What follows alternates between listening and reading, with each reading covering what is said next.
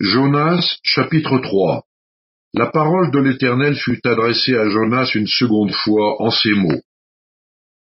Lève-toi, va à Ninive, la grande ville, et proclame-y la publication que je t'ordonne. Et Jonas se leva et alla à Ninive selon la parole de l'Éternel.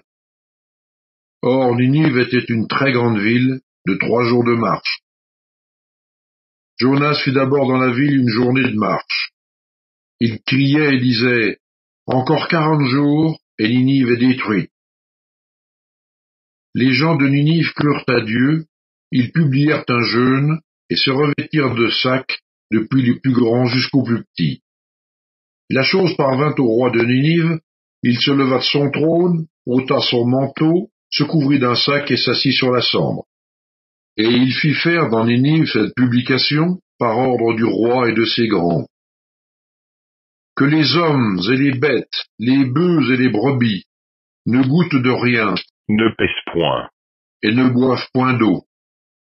Que les hommes et les bêtes soient couverts de sacs, qu'ils crient à Dieu avec force, et qu'ils reviennent tous de leur mauvaise voie et des actes de violence dont leurs mains sont coupables. Qui sait si Dieu ne reviendra pas et ne se repentira pas, et s'il ne renoncera pas à son ardente colère, en sorte que nous ne périssions point. Dieu vit qu'ils agissaient ainsi et qu'ils revenaient de leur mauvaise voie. Alors Dieu se repentit du mal qu'il avait résolu de leur faire, et il ne le fit pas.